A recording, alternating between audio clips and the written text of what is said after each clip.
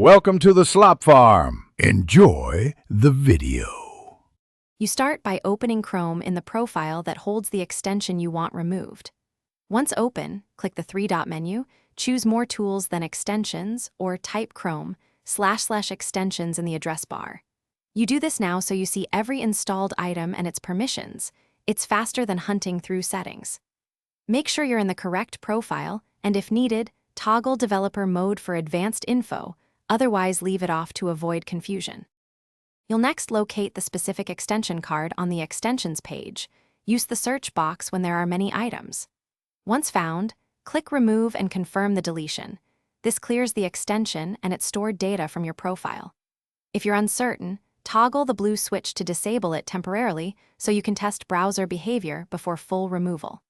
Make sure to check for duplicates or companion extensions and remove each one using the same Remove Confirm flow.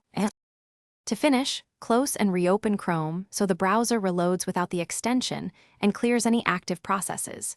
You should inspect Settings extensions for any remaining permissions or managed policies that indicate admin controls. If an extension won't remove, make sure it isn't enterprise managed. Then try disabling developer mode and removing again. If that fails, clear browsing data or reset Chrome settings. One troubleshooting tip: check for matching.